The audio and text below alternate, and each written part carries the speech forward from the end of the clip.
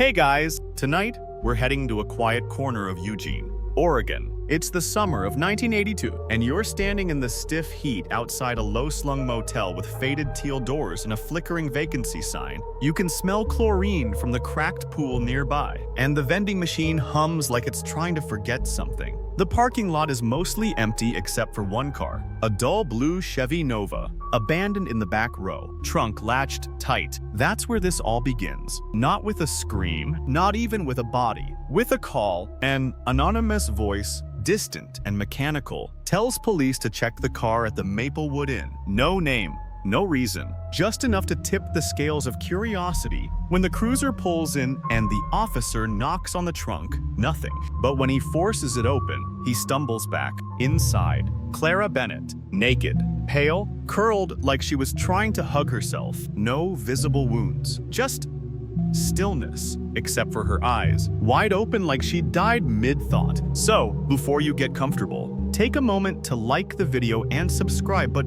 only if you genuinely enjoy what I do here. And tell me in the comments, where are you listening from? And what time is it there? Now, dim the lights, maybe turn on a fan for that soft background hum, and let's ease into tonight's journey together. You're not a cop, you're just you, standing here, trying to understand why this woman, a local high school English teacher and mother of two, ended up like this. You already know what's missing: her kids. Last seen with her at a grocery store 2 days ago. No footprints, no note, no witnesses. Not even the family cat was fed. The news spreads fast in towns like this. By dinner time, every living room TV is repeating the same phrase. Police are seeking information regarding the disappearance of Clara Bennett's 2 children. A photo flashes of Clara with them smiling. Blurry, one kid tugging on her earring. It almost feels rude to look at it. Now, here's where things start to drip sideways. The car, registered to Clara, but not reported stolen. The motel, she never checked in. No guest book entry, no keys missing. Just a maid who says she saw a man walk across the lot at 3A, carrying something that might have been a gym bag or a child. The autopsy, clean, no trauma, no drugs, no sexual assault. Just something odd. A sedative in her blood. The kind used during minor surgeries, one that knocks you out fast but doesn't stop your heart. So what did historians still argue whether the early 1980s crime scene protocols in small-town America were fundamentally flawed or just underfunded? Either way, the evidence was scant. No fingerprints inside of the trunk, but hers. No security cameras in the lot. No sign of forced entry. But tucked into her bra, a motel receipt for room 9, dated 2 nights earlier. Room 9 is unoccupied now. Smells like bleach and old carpet. But if you sit real still, you'll notice the broken latch on the window, a missing lamp, a single child's sock balled up beneath the dresser. Size small. Police comb the motel, the woods nearby, the drainage ditch, even drain the pool. But it's like someone pressed delete on the entire weekend. A detective mutters, "We're looking for ghosts." Another says, "We're looking for monsters." Now, remember this, Clara wasn't some drifter. She was PTA, Rotary Club, freshly divorced, taught sophomore English at Kennedy High, beloved, no enemies, at least not on paper. She read poetry in the park, hosted book clubs, baked with her kids. She was the kind of woman you expect to see handing out flyers, not appearing on them. But Eugene in 1982 was quiet, boring, even the kind of place where you had to invent drama to keep things interesting. And that summer, the only big excitement had been a heat wave. A high school prank involving a stolen skeleton from the biology lab, and a man who claimed his garage freezer was haunted. Still, one thing stands out from the early evidence. There's no sign that Clara tried to escape. No bruises, no scratches, no defensive wounds. It's like she knew what was coming and accepted it. And here's the fringe detail no one really talks about. The body was cold, too cold, as if it had been stored somewhere, chilled. But the motel had no walk-in freezers, and her home, thermostat broken, windows open. So where had she been for the missing 36 hours? And who called it in? There are moments, even decades later, when someone driving past that motel swears they see something. A woman in the rearview mirror, a child's voice in the static of the radio, or the faint smell of gardenias.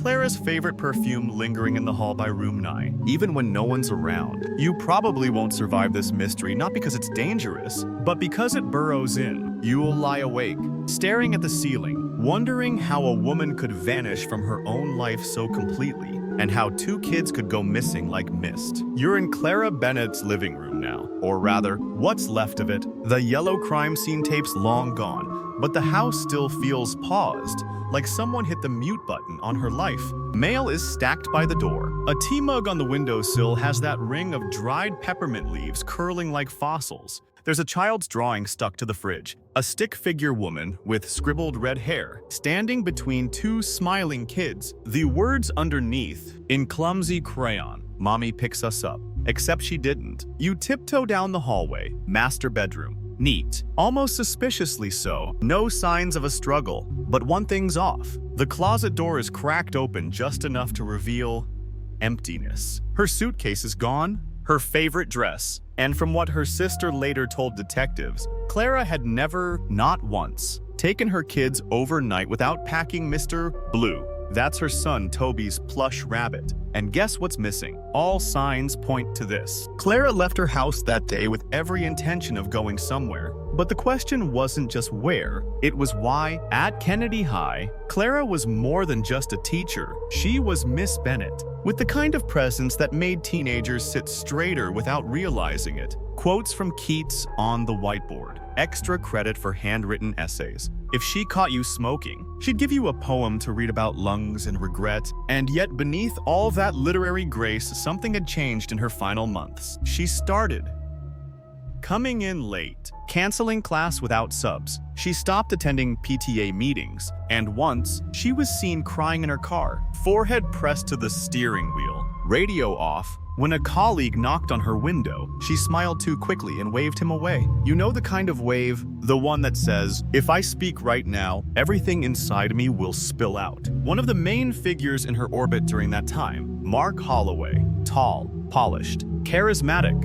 taught American history like it was a TED Talk. Students adored him, parents trusted him, and Clara, well, she trusted him most of all, at least for a while. They were often seen talking by the vending machines, laughing too softly in the copy room. One janitor remembered finding them in the dark auditorium after hours, their silhouettes frozen mid-conversation like 2 actors waiting for their cue. Now, nobody's shocked when teachers date other teachers. But there were whispers, because Mark was technically married. Not happily, mind you, but married nonetheless. His wife, Lorna, had filed separation papers just 2 weeks before Clara died. Historians still argue whether Clara and Mark's relationship was a typical small-town scandal or the kind of fatal entanglement that only reveals its teeth in hindsight. But one thing's for sure, something changed after Clara revised her life insurance policy. Because yes, about a month before her death, she named Mark Holloway as the sole beneficiary of a $750,000 payout. No joint custody clauses. No. In the event of explanations, just a single name, one that had never appeared on any previous forms. Mark claimed to be completely shocked when this came up during the investigation. Said he didn't even know about it. But records show otherwise. A signature on a notary log, a call from his office line to Clara's insurance rep, a post-it note in his classroom drawer, claim folder, CB. Still, when questioned, he had a ready story. Said he'd been out of town the weekend Clara died, visiting his brother up in Seattle. Even had gas receipts and a crumpled Greyhound ticket to prove it. But let's play this out. If Clara had truly trusted him, if she'd rewritten her policy out of love or planning a life together, why hadn't she told anyone else? Why were her friends completely blindsided? Why hadn't she even mentioned him in her diary except once, cryptically, where she wrote, "He says everything will work out. I don't believe him, but I want to." Here's the quirky fringe detail. Clara had a habit of cutting out words from old books and gluing them onto bookmarks. Found poetry. She called it a way to control the narrative. The last one she made, tucked into her copy of Wuthering Heights. It read, "Some loves are maps, others are mazes." So, which one was Mark? The deeper you dig, the more Clara starts to blur. Not because she was dishonest, but because she was human. Maybe too human. Scared of being alone, Torn between motherhood and longing, someone trying to script her own story before it wrote itself. She was also recently divorced, navigating shared custody and a town that whispered behind her back. And yet, there she was, trusting a man enough to leave her children with him, maybe just for a night, maybe more. Or maybe not at all. Because let's not forget, Clara's kids were last seen alive outside a grocery store parking lot, holding juice boxes. Clara had told a friend she was taking them on a mini vacation. She never said where, she just said, "I need to breathe, I need to think," and now she's gone. And the children. Toby and Emily are shadows in the fog? The question gnaws at you like a hangnail. Did she leave to escape? Or did she walk straight into something she already suspected would be the end? The house is silent now, the walls heavy with dust and regret. You step out into the hallway, heart a little heavier. The porch creaks as you leave. Somewhere behind you, the fridge hums on. You're standing in the grocery store parking lot where Clara Bennett was last seen with her children. The pavement's hot enough to warp the air. A cart squeaks past, its wheels chirping like a dying bird. This is where the final, ordinary moment played out. A mother loading cereal, milk, and juice boxes into her trunk. Two kids, small and squirmy. One climbing onto the bumper and getting scolded with a smile. And then, gone. A receipt found in the car confirms the purchase July 14th, 1982, at 3:4:43 p. The cashier remembers Clara because she'd asked about plastic forks, and the kids kept fighting over who got the blue juice. It was mundane, utterly forgettable. Until it wasn't, Clara left the parking lot driving west. That much we know. The next security camera, at a gas station 2 miles away, caught a blurry image of her car pulling in. But the driver's face is obscured by sun glare. Two figures children can be seen in the back. That was 4:01 p. And that was the last confirmed sighting. No footage of her exiting. No record of gas purchased. No credit card swipe. The car disappears off camera and off the face of the earth. Until the anonymous call 3 days later. Investigators tried to fill in the gap. They followed Clara's usual routes, flagged toll booth data, questioned everyone, from gas attendants to ice cream vendors. Someone thought they saw a woman fitting Clara's description crying in a rest stop bathroom that night. Someone else reported hearing children crying in the woods behind a rest area 2 counties north. But no physical proof ever emerged. That's where things began to unravel, not just for detectives, but for Clara's family. Her sister Marlene arrived from California to help. She scoured Clara's home, flipped through her notebooks, her cookbooks, her appointment planner. She found nothing. Until she opened the glove compartment of Clara's second car, the old Volvo she'd stopped driving months ago. Inside was a crumpled sketchbook, half drawings, half scribbles, some by the kids, some clearly by Clara. One page was torn, but you can still read the faint impressions of what had been written. Just 3 words, over and over. Don't trust him. And beneath that, smaller, shakier, if I don't come back, that's it. The page rips, the rest is gone. Historians still argue whether this note was Clara's attempt to document fear, or whether it was a private exercise in venting like a written scream meant for no one. But timing matters. The sketchbook's dated pages stop precisely 1 week before she died. Here's where the strange gets stranger. A backpack belonging to Toby, her son, was found weeks later, but not in Eugene. It turned up in a donation bin outside a Salvation Army thrift store in Portland, nearly 110 miles away. His name was stitched inside. Same handwriting as Clara's. And inside, only one item, a crayon drawing, a house, a sun, a red figure with long hair standing beside 2 smaller ones. But in the corner, almost hidden, is something disturbing, a black stick figure smiling, with X's for eyes. The red figure is drawn holding its hand. When you show it to a child psychologist today, they say it could symbolize anything.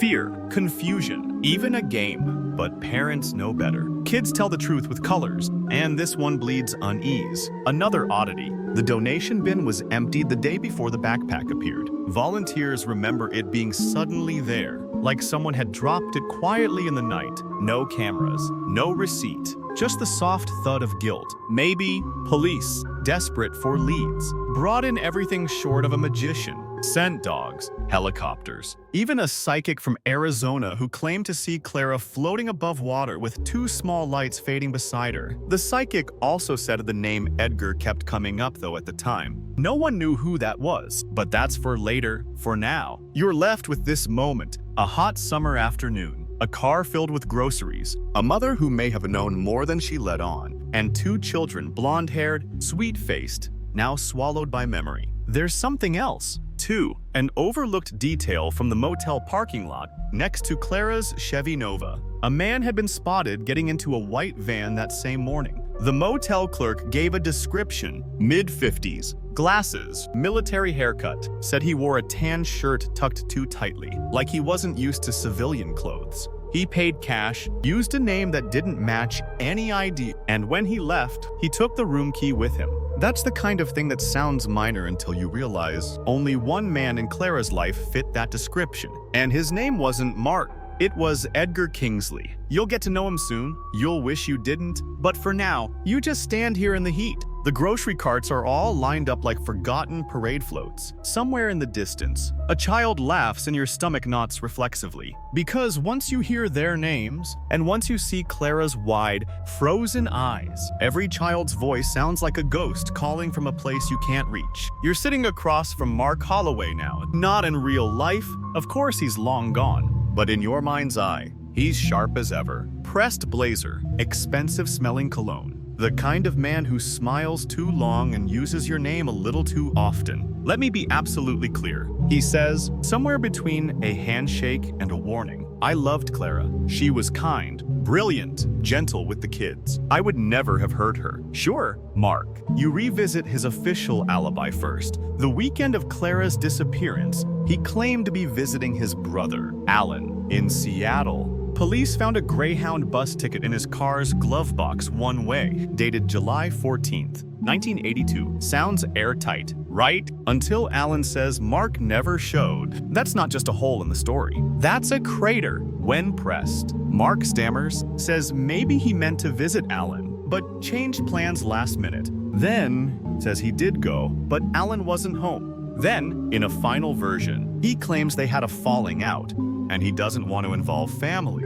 which is very convenient for a man being investigated for murder. Investigators later found receipts from a gas station in Salem on the night Clara vanished, charged to Mark's personal credit card. The station's clerk said Mark looked sweaty and agitated, bought cigarettes, a pint of chocolate milk, and hand wipes. You don't need a crime scene degree to know what that combination suggests. But here's where it gets twisty. None of this proves anything. The motel had no usable fingerprints. The trunk, cleaned. The receipt for room 9, only Clara's name.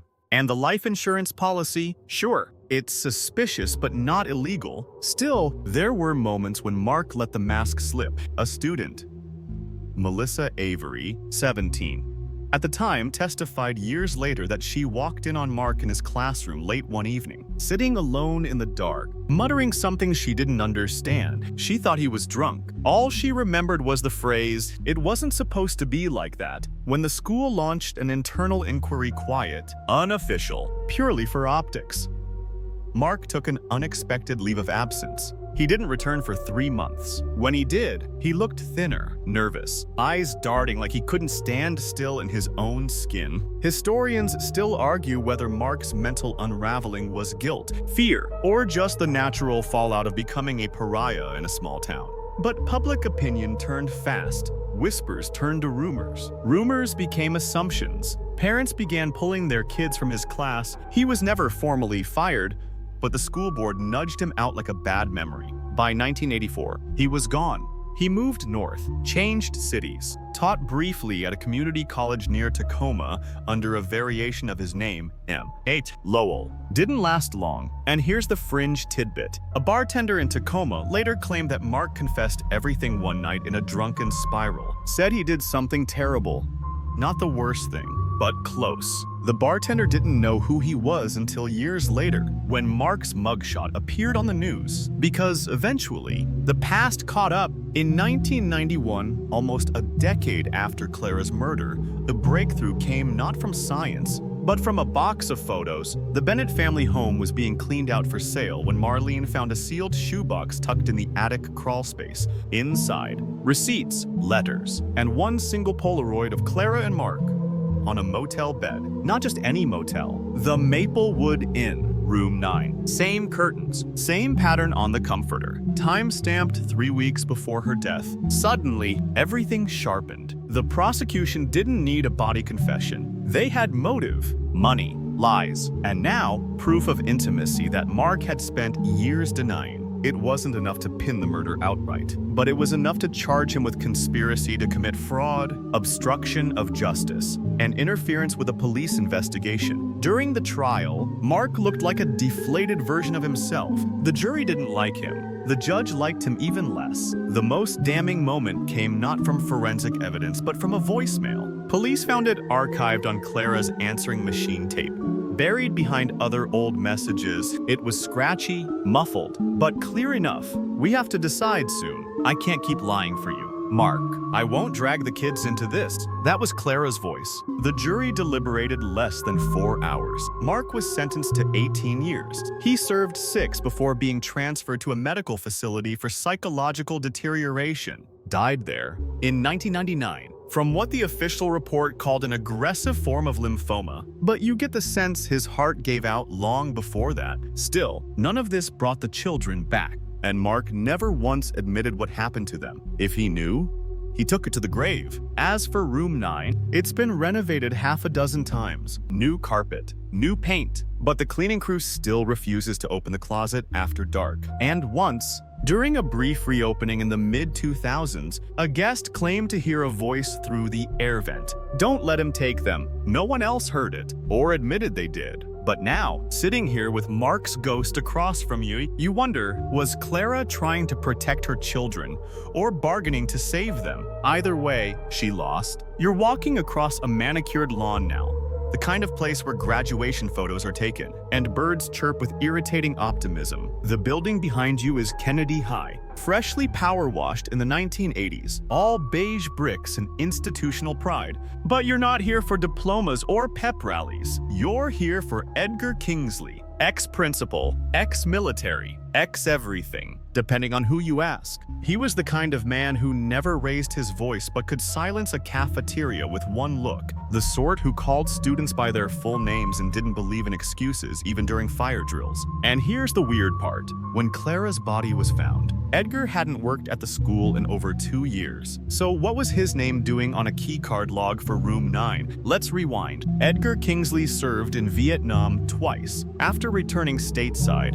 he went into education, became principal at Kennedy in the late 70s. Organized, controlled, the kind of guy who alphabetized his toolbox, but he also had a darkness. Former students remembered him standing too close, locking his office door during counseling sessions, and once giving a 10-minute speech about discipline while squeezing a rubber stress ball so hard it split. He and Clara overlapped for 3 years. There's no official record of any conflict, but one of Clara's old letters to her sister says, "I always feel watched." He gives compliments like they're warnings. Now, after Clara's death, detectives found something odd. The motel's spare key to room 9 was missing. They chalked it up to poor record keeping until someone found a ledger. Handwritten, dated the week before her murder. It included a guest name, E. Kingsley. Paid in cash. No license plate recorded. When questioned, Edgar denied everything. Said he hadn't set foot near the Maplewood Inn since the Carter fundraiser in 1978. Swore he didn't even know Clara well. But one fingerprint changed that. On the underside of the trunk lid where Clara was found tucked in the felt lining. Smudged, but clear enough for analysis, was a partial print. It didn't match Mark. It didn't match Clara. But it did match Edgar Kingsley. His explanation, "I helped Clara move once. Maybe I touched the car then." Historians still argue whether that defense was lazy or brilliant, because technically it's plausible, except for one little problem. The Chevy Nova. Clara bought it after Edgar left the school. That made things messy. Police raided Edgar's house, found little, just rows of military files, bins of lesson plans, a backyard shed full of tools arranged by size, no trace of the children, no blood, no diary, just precision. until they reached the basement. Behind a cabinet, they found a locked file drawer,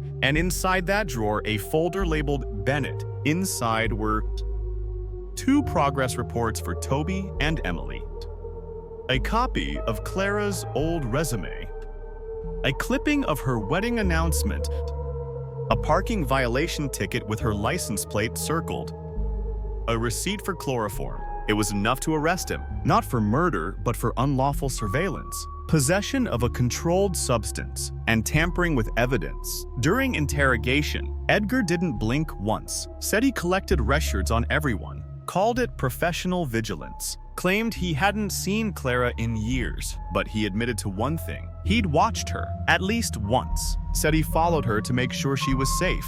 The court didn't buy it, neither did the jury. He was convicted on the lesser charges, sentenced to 7 years, served 5. Never formally linked to the murder, but never cleared either. And here's your fringe fact. Edgar kept a military diary coded in his own shorthand. Police couldn't crack it for years, but in 1995, a linguistics professor translated one page. It read, "Subject unstable, red flag initiated, custody control compromised." Some think it referred to Clara, others to the children. One theory, Edgar saw Clara as a failed soldier in his own twisted mission of control. Others believe he was the cleanup man the fixer brought in when Mark couldn't follow through. No one really knows, but in a taped phone call from prison, Edgar said this: "You don't eliminate people you love. You just rearrange them, whatever that means." You visit the school library now. They've remodeled it, added beanbags, iPads, and a mural of Maya Angelou. But tucked in the back,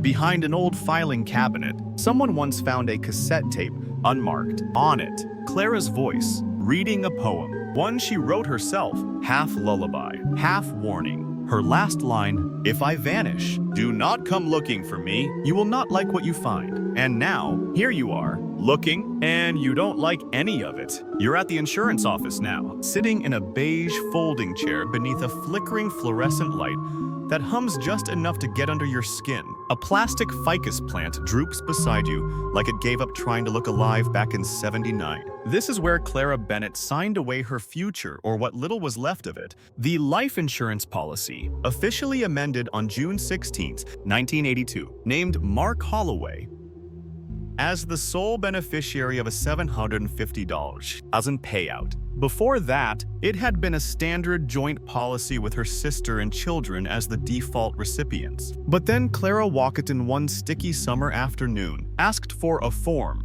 and changed everything. She didn't bring a lawyer. She didn't ask questions, just filled it out, signed it, and smiled faintly at the receptionist on her way out. The agent, Richard Malley, remembered it years later, said she looked drained but determined, like someone who'd already made a terrible decision and was just following through. That phrase haunts you a little, and here's the kicker.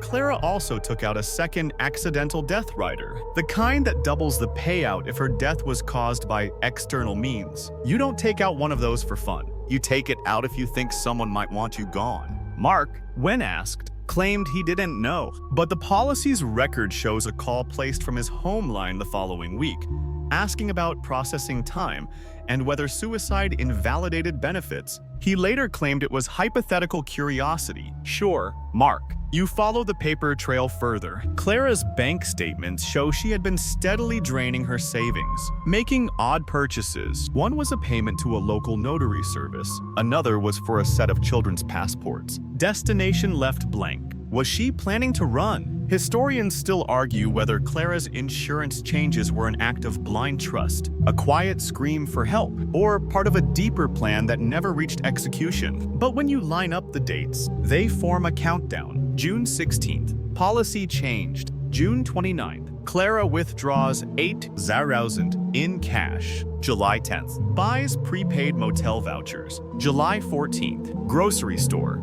disappearance. July 17th, body found. Someone knew that schedule. Someone followed it like a map. Here's your quirky tidbit. The motel voucher booklet Clara bought was from a travel kiosk that catered to long-haul truckers. It included a list of safe houses for women fleeing domestic violence. She'd circled 3, none of which she ever reached. One theory, she intended to meet someone there. Maybe not Mark. Maybe someone who promised protection, or answers, or escape.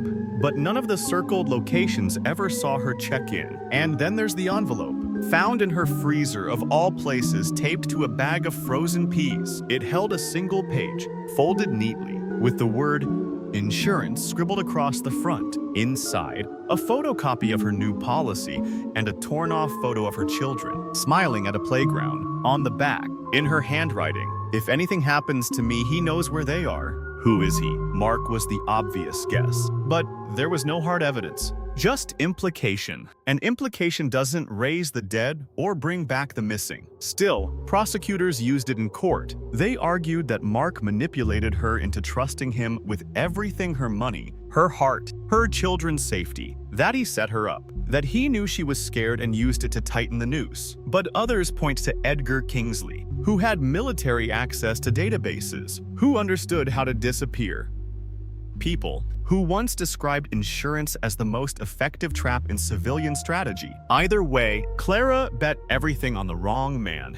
And what about the kids? Their names were never added to the claim. In fact, they vanished from most documents entirely. No school enrollment after that summer, no medical visits, no sightings confirmed by more than a shaky memory or tabloid TV. And yet, each year on July 14th, someone leaves 2 things at the base of the Maplewood Inn's rusted motel sign: a bouquet of white daisies, a matchbox car, and a pink hair clip. No note, no explanation, just remembrance. Could it be Clara's sister? Could it be guilt? Or something more unsettling, someone marking the anniversary because they know? You step out of the insurance office, mind full of numbers that no longer add up. Outside, the wind picks up. A nearby flag flaps like it's trying to signal distress. And for a second, the reflection in the office glass shows you 3 figures walking away: a woman and 2 children. But when you turn around, there's nothing there. You're leaning against the side of a phone booth now. One of those old plexiglass rectangles with a bent aluminum frame and half a dozen graffiti tags carved into the surface. It smells faintly of motor oil, pennies, and stale gum. The kind of place where secrets call home. This booth just off Route 126, across from a Chevron station, is where the anonymous tip that led police to Clara Bennett's body was placed. July 17, 1982, 6:52 a.m. The voice on the recording is grainy, almost robotic. Male, calm, just a few words. Check the trunk. Maplewood Inn, Blue Nova, room 9. That's it. No name, no emotion, no follow-up. Dispatch tried to trace the call, but the booth was payphone only. No cameras nearby. The motel's manager, half asleep at the time, didn't notice anything unusual. Just a blue sedan parked crooked in the rear lot, no room key turned in, no front desk interaction, just parked, waiting. Now, here's the eerie part. Motel staff remembered seeing that very phone booth across the street light up twice the night before, once at 11:15 p.m. and again at 3:03. The second time, someone was watching. A guest named Rita Doyle, in room 14, couldn't sleep. She stepped outside to smoke and saw a man standing in the booth, not talking, just holding the receiver. She said he was tall, maybe in his 50s, wearing a tan shirt and pressed slacks. Military posture. She called it, she waved at him. He didn't wave back. Police showed her photos later. She hesitated, then pointed at Edgar Kingsley. Of course she did. But legally, it meant nothing. Now here's your fringe fact. That phone booth was removed in 1994. But when crews tried to dig out the concrete base, they discovered something beneath it buried deep in the dirt. A Ziploc bag containing 2 things. A motel key labeled 9. A child's drawing of a car with 2 stick figures in the back seat. One was crossed out. The drawing was smeared, half water damaged, but a forensics artist reconstructed it. The figure crossed out had long red lines for hair, the same color crayon Clara's daughter Emily always used when she drew her mom's. Now, who would bury that? Investigators believe it was hidden after the murder, maybe as insurance, maybe as guilt, maybe just a breadcrumb for someone who'd come looking later. The motel manager, Harold Lutz, later confessed something strange. Said room 9 had been reserved under a fake name, Eric Henson. The handwriting on the slip matched Edgar's from his old school files. But that wasn't all. Room 9 had been used a week earlier too. Same guest name, same cash payment. Motel logs never matched any government ID. Was it a practice run? Historians still argue whether Clara ever actually entered that motel willingly or if the room was staged after the fact. Some believe she was killed elsewhere, placed in the trunk post-mortem. Others think she walked in on her own and never walked out. But one unsettling clue suggests she might have been there alive. Beneath the bed, wedged into the frame, was a scrap of notebook paper, torn, almost overlooked. It read, "Please, not with the kids." 7 words, written in her handwriting, pressed hard enough to dent the paper. Who is she pleading with? Mark, Edgar, someone else. And then there's the motel maid, Miranda Gomez. She quit 2 days after Clara's body was found. Never gave a formal reason. Years later, when interviewed for a documentary, she broke down sobbing on camera and said, "I should have told someone. I heard the girl crying. I thought it was a TV." She never said more, never testified, moved to Arizona and changed her name. Still, every time that anonymous call is played back on crime shows, people lean forward, analyze the tone, the pauses. One Reddit theory insists the man is smiling as he speaks. Others believe it's synthetic, like someone disguising their voice using early tape speed techniques. But the voice, once heard, doesn't leave you. It loops in your head, like a warning or a taunt. Check the trunk. There's something so cold about that, so mechanical, as if the caller didn't just know what was in there but didn't care anymore. And yet, he made the call. Why? A change of heart, a cover your tracks move, or just a final act of control, choosing when Clara would be found, how she'd be remembered, and what questions would never be answered. You stand beside the empty booth slab now, where weeds grow between the cracks and birds scatter at the sound of your breath. For a second, you swear you hear the phone ring, but it's only in your head. You're just another person listening too closely to a silence that never meant to be solved. You're back inside Kennedy High now, just past the double doors, through the quiet halls where old linoleum tiles echo every step like a ticking clock. There's a draft of cleaning fluid and forgotten adolescent sweat in the air, the kind of place that still smells like the 1980s, no matter how many coats of paint try to move it forward. You push open the door to room 212, Clara's classroom. Desks still arranged in semicircles. Faded posters of Emily Dickinson and Langston Hughes peel slightly at the edges. There's a whiteboard here now, but beneath it, just barely visible, you can see the chalky outline of a quote Clara wrote the week before she vanished. "The world breaks everyone, and afterward, many are strong at the broken places." Hemingway. It's almost unbearable. That line, like she knew. In the bottom drawer of her desk, long ago emptied and boxed by administrators, there was one folder left behind, missed during cleanup, labeled Creative Writing. Fall 1981. Inside, handwritten poems, story fragments, and a few personal notes from students. But one page stands out. It's a letter, unsigned, dated just 5 weeks before her death. "You said the truth always matters. That words can save lives. So here's mine. I saw him. I saw what he put in your bag. I know why you're scared. Please don't go back there. Please don't trust him." Police never identified the writer. Handwriting analysis suggested a student, maybe female, maybe sophomore or junior. The rest, lost. But let's step into fringe territory. A yearbook photo from 1982 shows Clara and her class smiling for the camera, except one face is circled in red ink. A girl named Natalie Heron. She dropped out just 2 weeks before graduation. No record of transfer, no forwarding address, just gone. Theories suggest Natalie may have written that letter, that she saw something maybe in the hallway, maybe in room 9, maybe in the parking lot that night or the weeks leading up to it. Her parents never commented, refused all interviews. One moved to Alaska, the other passed away without ever speaking her name publicly again. Now, let's pivot.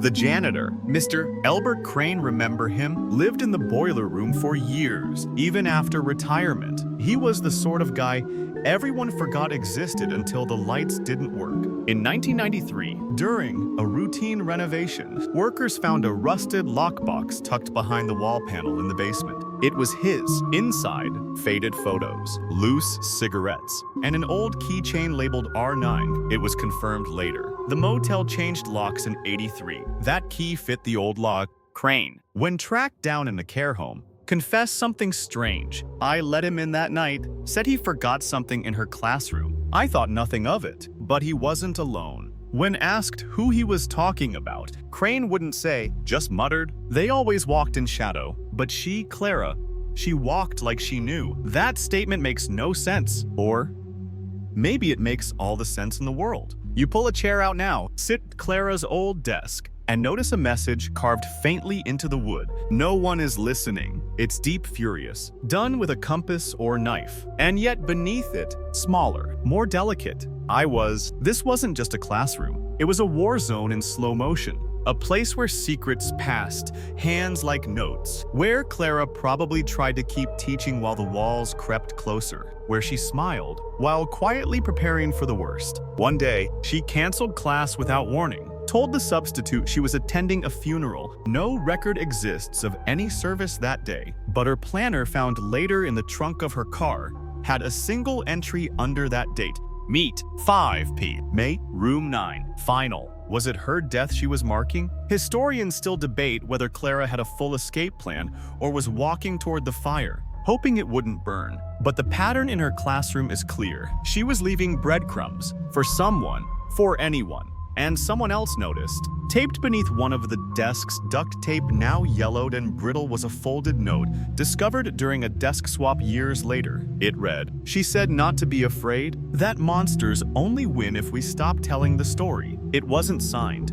but there was a little doodle in the corner. A bunny, wearing a tiny crown, Toby's drawing style, unmistakable. So maybe, just maybe, he left that note, which means maybe he was here after, and if that's true, they weren't taken together. Maybe Clara made a deal. Maybe someone came for her, and she begged them to take her instead. You close the desk drawer now. Behind you, the air shifts slightly, like someone just stepped out of the room, but it's just memory, or the ghost of a poem never finished. You walk out, down the same hallway where she once stood, and for a second, every locker breathes. You're in Edgar Kingsley's garage now, the one behind his faded craftsman-style home at the edge of town, tucked between a dried-up hedge and a for sale sign that's been leaning crooked since the Reagan years. The floor creaks underfoot, and it smells like old oil, copper, and something faintly medicinal. This is where they found the tapes. Inside a rusted metal filing cabinet, second drawer from the top,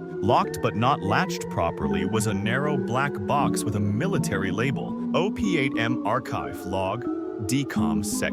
The officers expected service records, maybe field reports. Instead, they found cassette tapes. 32 of them, each one labeled not with dates, but codes. CBA1, CBA2, TKO4, EM-FIN. Police realized quickly those weren't random letters. CB was Clara Bennett, TK was Toby, EM, Emily. Someone had recorded them, or something about them. They brought in a sound tech to process the cassettes, but most were static. Blips of conversation here and there. Some sounded like phone calls, others surveillance. Muffled voices, a woman reading bedtime stories, children laughing, crying, a man breathing heavily but never speaking. Then came tape 11. It was short, just under 90 seconds, but what it contained made seasoned detectives go quiet. Clara's voice, speaking slowly, clearly, like she's aware she's being recorded. This is a message for whoever finds this. I'm doing what I have to. I don't know if it will work, but if it doesn't, please know I tried. I tried to save them. Then, the sound of a door opening. Clara gasps, a pause, and then a deep male voice. Erase that. Now, click.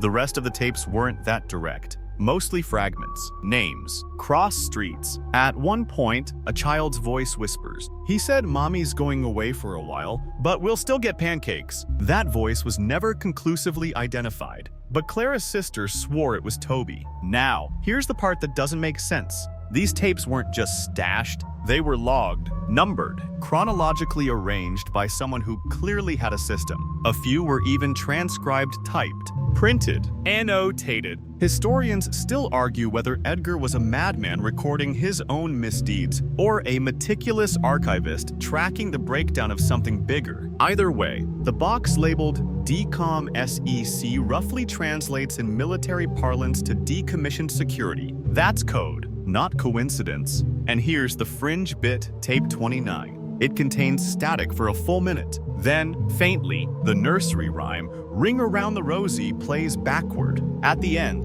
a child sings the last line correctly. We all fall down. The forensic team tried to determine if the tapes had been altered. Some appeared layered older recordings taped over new ones. A couple showed signs of splicing, but the original audio was mostly intact. When Edgar was asked why he had them, he said, "I was keeping records. Clara trusted me with them." That's a lie, obviously, but maybe it's his version of the truth. Because later, during a psychiatric evaluation, Edgar muttered something unprompted. "There were 3 of us. 2 had blood. 1 had a bag. You never forget the bag." The interviewer asked what was in the bag. "Silence," he said. "You shiver." Edgar never confessed to murder. He said the tapes were part of a containment effort. He used phrases like controlled release and triangulated custody, like he was still on some Cold War assignment, instead of under questioning for the disappearance of 2 children. But one quote stood out. It was always about the kids. Always. The adults made it messy. You listen to tape 14 now. Clara's voice, soft and slow. "If you're listening, Toby,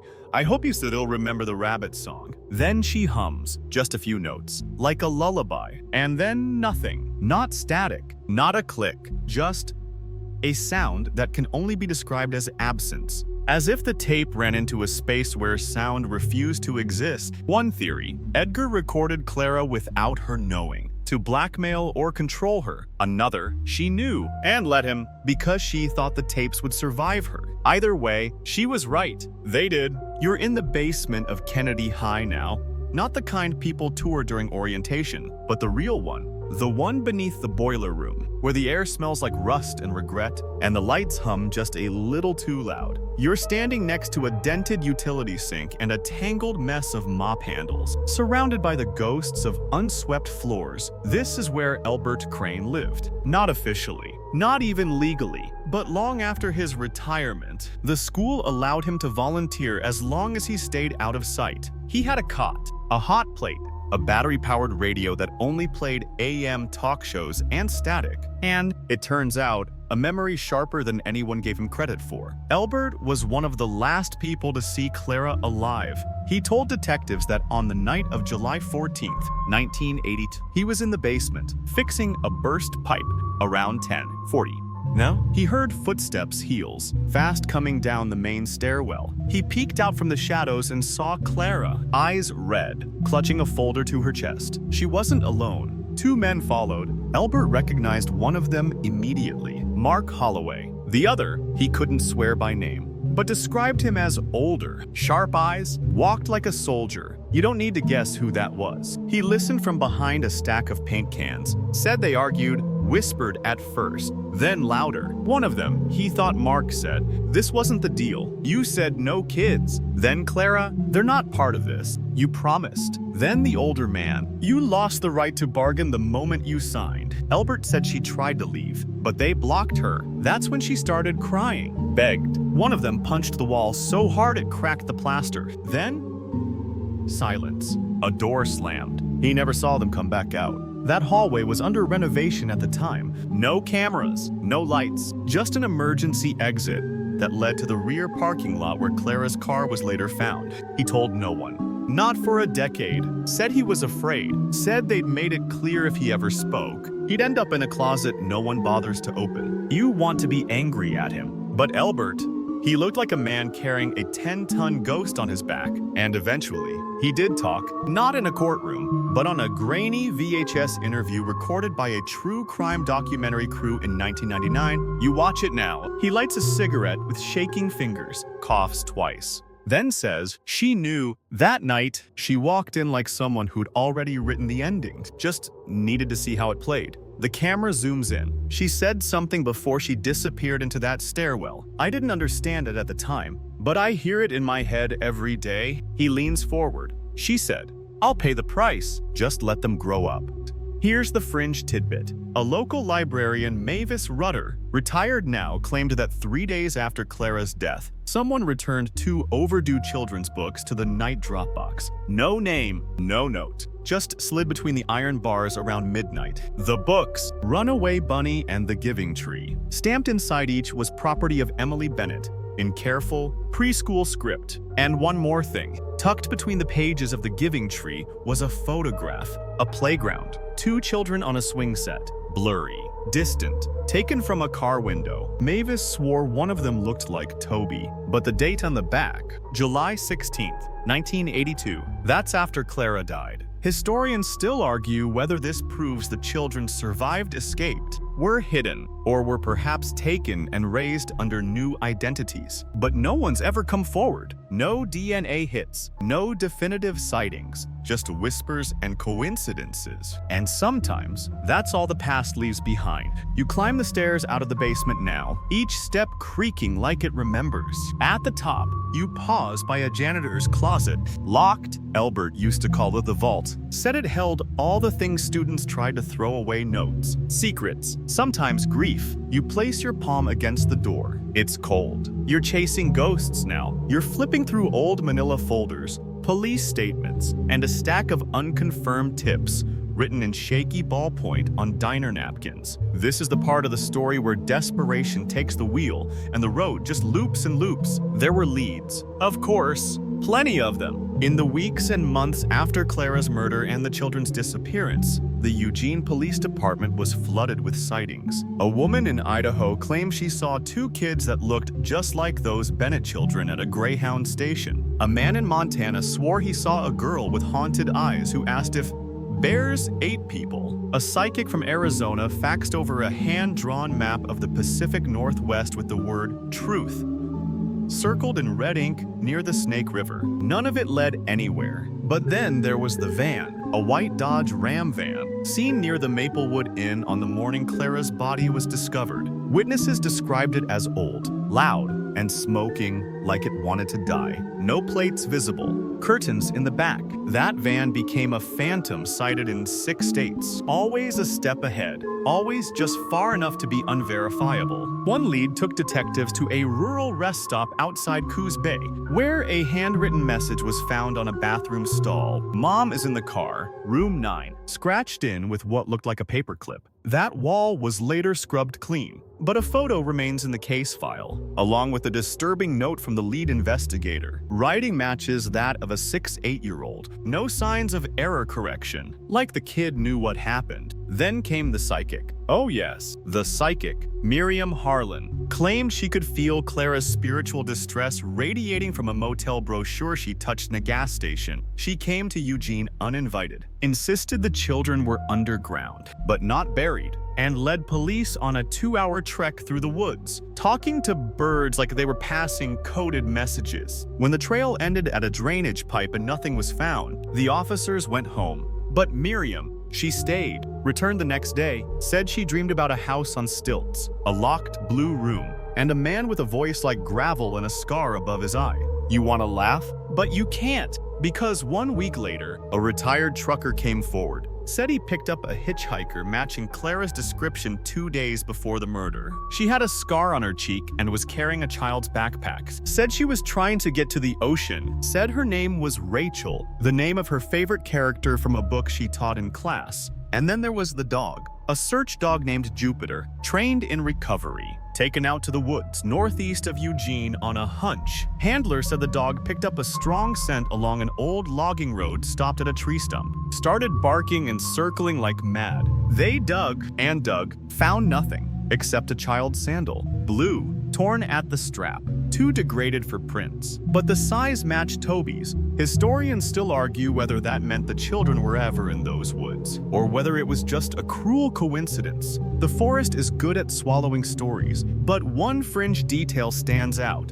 In 1987, 5 years after Clara's death, a letter was mailed to Kennedy High's front office. No return address, no signature, just a single sentence. Typed on yellow paper, the girl lives near the cold water. That's it, no follow-up.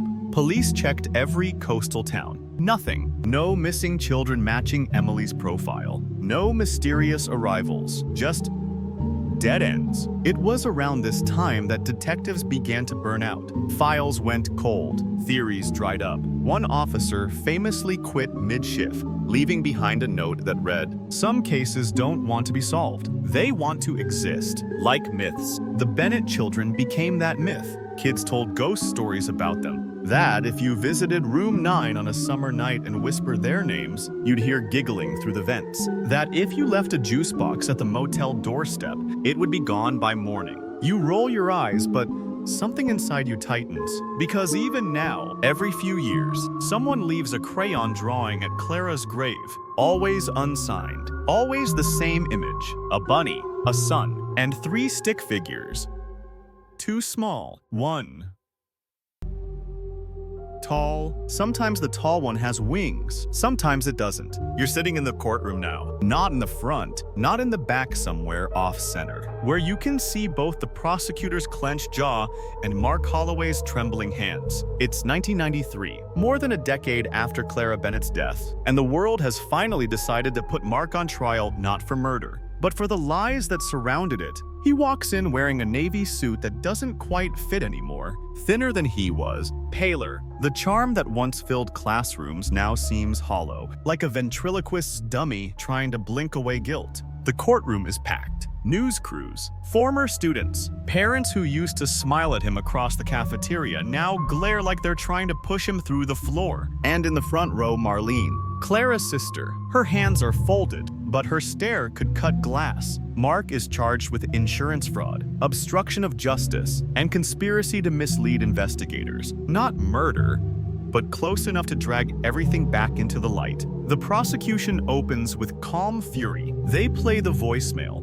Clara left the one they found on an old answering machine tape stored in Marlene's garage. "I can't keep lying for you. Mark, I won't drag the kids into this." That line alone silences the room. They follow with a financial analyst who walks the jury through the insurance paperwork. Mark signed off on inquiries, asked questions that suggested foreknowledge, pushed for payout timelines barely 72 hours after Clara's death. And then comes the gas station receipt, the one from Salem, time-stamped the night Clara disappeared. Prosecutors call it the crack in the mask. They argue Mark wasn't in Seattle with his brother. He was right there, near the motel, sweaty, alone, buying hand wipes. The clerk testifies too. He looked scared, like someone who'd done something you don't come back from. But the moment everything starts to tip is when a surprise witness is called, Melissa Avery. You remember her former student, the one who once caught Mark talking to himself in the dark? She takes the stand, hands trembling. He was muttering, rocking back and forth. I thought he was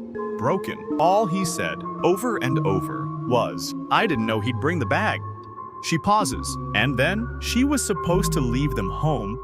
Gasps ripple through the room. Mark's lawyer objects, tries to dismiss it as unreliable. Teenage memory blurred by time, but the damage is done. You see it in the jury's eyes. The way they stop looking at Mark like a man and start seeing him as a suspect who almost got away with it. The defense flails. They say Clara was unstable, that she may have taken the children on her own, that Mark was a grieving companion unfairly targeted. They even suggest the tapes found in Edgar Kingsley's garage were manipulated, or part of a military-style surveillance obsession, but nothing sticks. Every rebuttal sounds thinner than the last. And then the prosecutor delivers the final blow. She walks to the jury, pauses, then says he didn't have to pull the trigger. He just had to open the door. That's the moment Mark cracks. Right there in front of everyone, he stands up, slams his hands on the table, and shouts, "I told her not to go. I told her." Silence. The judge calls for order, but the damage is done. Mark is convicted, not of murder but of the fraud and lies that enabled it.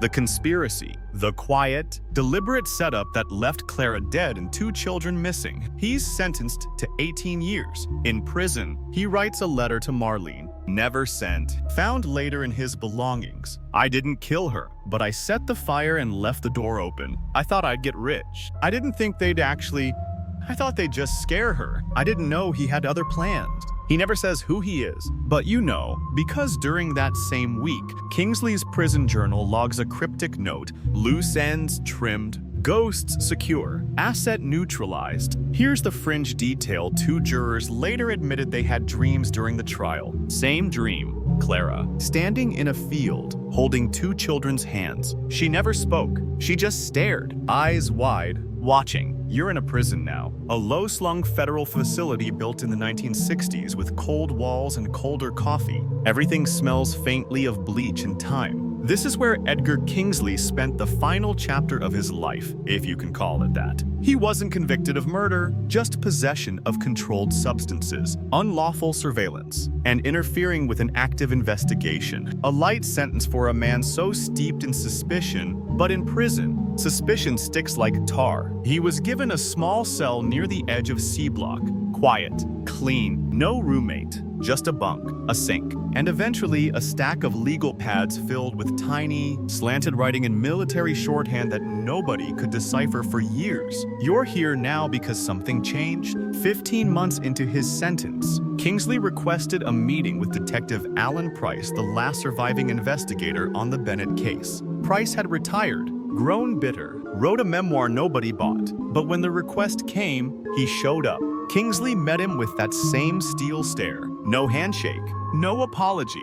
He started with a condition. Burn the tapes. All of them. Every last one. I'll give you your truth if you erase mine. Price didn't answer, just turned on the recorder and nodded. Here's what Kingsley gave him. He admitted to being in room 9, said he was brought in for insurance, said Mark was too soft, too desperate, that Clara had backed out of whatever deal they made, that the exchange was compromised because she couldn't detach emotionally from the children. Price asked the obvious question, what happened to the kids? Kingsley's answer, they were rerouted. Price asked where, how, who had them? Kingsley only replied, you wouldn't understand the mechanism. It was bigger than her. She thought it was personal. It never was. That line still echoes, doesn't it? It never was. Kingsley never gave names, never gave coordinates. But he said this, she begged me to let them grow up, said she'd give anything, even herself. So I took the trade. Price, for the first time in his career, cried, not out of grief, but because he realized something chilling. Kingsley didn't see it as murder. He saw it as a transaction. He handed Price a page torn from his journal. On it was a map hand-drawn, crudely sketched. A river, a barn. The words, crayon field written in block letters across the top. That map was later matched to a property once owned by Kingsley's brother in southern Washington. It had burned down in 1984. Never investigated. Under the floorboards of what remained, search teams found a plastic bag containing a child's sock, a broken bunny keychain, a lock of red hair. DNA was too degraded to confirm, but Marlene identified the bunny, said Toby won it at a carnival 3 weeks before everything went dark. Was that the hiding place, or just a dumping ground? We'll never know, because Kingsley never spoke again. 3 weeks after the interview, he was found in his cell, eyes closed, pen still in hand. Natural causes, they said. Some think he faked it. Others think he finally ran out of enemies to outsmart. But here's the eerie detail. The night before he died, a guard heard him humming in his cell. Not a song, a rhyme. Crayon field, bunny bright, hide the stars, stay out of sight. When the whisper knocks at night, don't come out, don't show light. No one knew where it came from. But when Price asked Marlene, she said it was a lullaby Clara used to sing, not from any book, just made up. Just hers. Some believe Clara taught her children that rhyme as a kind of code, a way to stay safe, to know when to hide, and when not to trust the world outside. It was never about monsters under the bed. It was about the ones with keys in their pockets. So Price burned the tapes, every last one. Just like Kingsley asked, people called it unethical, a betrayal of justice. But Price said something afterward that stuck. I didn't do it for him. I did it for her. That woman never had a safe place. The least I could do was give her one on tape. So what do you call that? Justice, cowardice, or maybe mercy? You're walking a dry riverbed now. It hasn't seen water in years. Just cracked mud, bleached stones, and the wind brushing through reeds like something whispering old secrets. This is where it all circles back, where the past rises up from the dust like it's been waiting for you. August 2001. A local boy chasing his dog through the overgrowth trips over a plastic garbage bag buried under a drift of leaves. Inside, rotting fabric, a small tennis shoe, and something folded into the lining, a crayon drawing. Warped with time, but still legible, it showed a house on a hill, a red car, 2 stick-figure children, and 1 adult. The adult has long hair, red, but it's not Clara. At the bottom, written in uncertain, early handwriting, Mr. K said, "Don't talk, but I remember." Police reopened the site, dug for days. They found nothing else. No bones, no blood. Just that one small relic that suggested someone survived long enough to draw it and might have remembered what came before. They brought the drawing to Marlene. She recognized it immediately, said it wasn't Toby's, it was Emily's. Her daughter had always drawn suns with too many lines and houses with square chimneys. The fact that Emily may have lived long enough to make that drawing, it cracked something inside her. She asked to keep it. Police refused, but a detective sent her a photo. She keeps it framed on her wall now, next to the only family picture left untouched. And here's the detail that doesn't make the papers. In the corner of the drawing, faint and almost erased, is a second adult figure, standing slightly behind the red-haired woman. No face, no name, but drawn with a thick black crayon and no hands. Some say it represents fear. Others think it was Kingsley, but Marlene believes otherwise. I think it was someone else. Someone helping, someone watching, maybe even someone who kept them alive a little longer than we knew. Because about 50 yards from that site, searchers found something else. A rusted milk crate buried beneath a log, containing water bottles, canned beans, and a folded blanket labeled with hospital inventory tape. Property of Cascade Valley. Medical, June 1982. Someone had been stashing supplies, preparing, maybe for escape, maybe for survival. Historians still argue whether Clara had a plan to disappear with her children, or whether someone else took them and tried, for a time, to keep them hidden. Some theorists claim there was an underground network for battered women in the Pacific Northwest off-grid safe houses. No names, no phones, places where children could start over with new identities. There's no proof, just shadows. But one story resurfaces again and again, from a woman in Spokane who claims she met a red-haired mother and 2 kids at a shelter in late 1982. The mother went by Ray, said she was running from someone who wanted them erased, stayed only 2 days, left at night. A volunteer remembered the little girl drawing on the wall with markers. Guess what she drew? A bunny, a sun, a red car. But when asked for records, the shelter had none. No names, no intake logs, just a folded paper towel found in the office trash the morning after. They're safer without me. In Clara's handwriting, maybe you're standing in that riverbed now where the drawing was found. The sun's sinking low, and the stones glow warm and gold. If you crouch down close enough, you can still see the outline in the dirt, where a child once sat. Legs tucked, crayons clutched like magic wands, trying to remember, trying not to forget. You turn to leave, but your foot catches on something. A glint of metal, barely sticking out from the cracked ground. You dig with your fingers, brushing away the earth. It's a key, a motel key. Room 9. You're back at the Maplewood Inn. It's been closed for years now. The paint peels in long strips like old wallpaper. Weeds crawl through the sidewalk cracks. The sign, once bright blue with bold cursive, hangs crooked. One corner broken clean off. Room 9's door is boarded shut, but you know it's still there, waiting. People say it's haunted. Teenagers dare each other to sneak inside. Some come out laughing. Others don't talk much. One girl claims she heard someone breathing through the wall. Another said her flashlight flickered on and off in rhythm, like Morse code. No one ever stays long. But today, you've come alone. You walk the perimeter, feel the weight of 30 years in the wind. You stop by the rusted mailbox and tape a copy of the crayon drawing to the front panel. No note, just the image. A sun, a bunny, 2 small stick figures, one tall, and for a moment, this place doesn't feel cursed. It feels sad, hollow, like someone once carved joy out of it with a spoon. Inside room 9. If you were allowed to go in, you'd find the carpet long since torn out, the walls stripped to bare plaster, but there's something in the far left corner that never came loose. The stain, a small one, circular, reddish brown. Maybe coffee, maybe something else. No amount of scrubbing ever removed it. Historians still argue whether this place was truly where Clara died or simply where her body ended up. But even the skeptics admit everything points back here, like a circle you can't step out of. Here's the final fringe detail. A year after the motel closed, a developer bought the land, planned to bulldoze it, build condos, got the permits, hired the crew, but on the day the work began, the lead excavator struck something hard beneath room 9. It was a time capsule, not official, not city-issued, just a rusted tin lunchbox. Inside, a child's sock. A tiny notebook with one phrase written over and over, "Tell the story."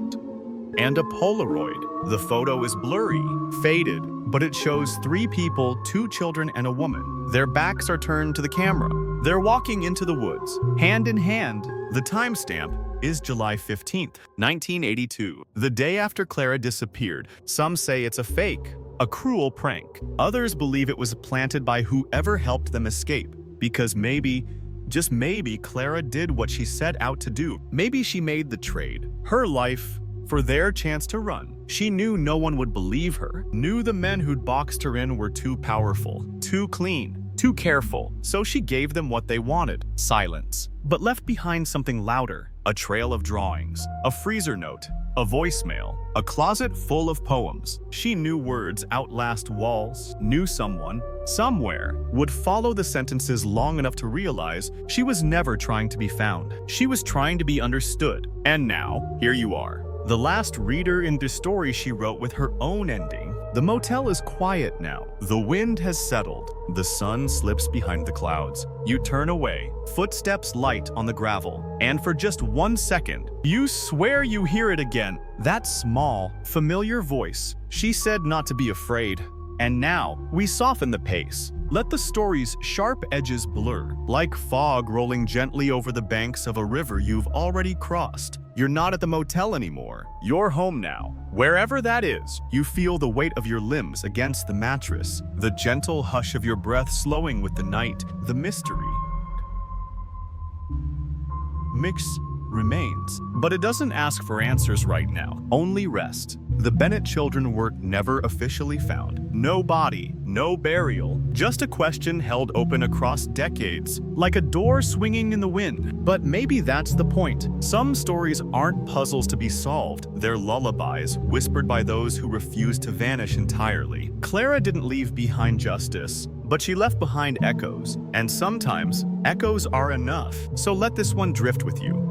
Now, let it settle like dust on the windowsill. Let it become a small dream. Maybe a quiet walk through a field where sunlight filters through trees, and no one is following. A place where the air smells like safety, and a voice hers, perhaps whispers, "You're all right now." You made it, because you did. You stayed with her all the way to the end, and that matters. Now close your eyes, let go of the motel, let go of the maps, and the masks, and the motel keys that never unlock anything real. Just listen to the silence now. She's there, somewhere in it, still watching, still waiting. But only if you look. Sweet dreams.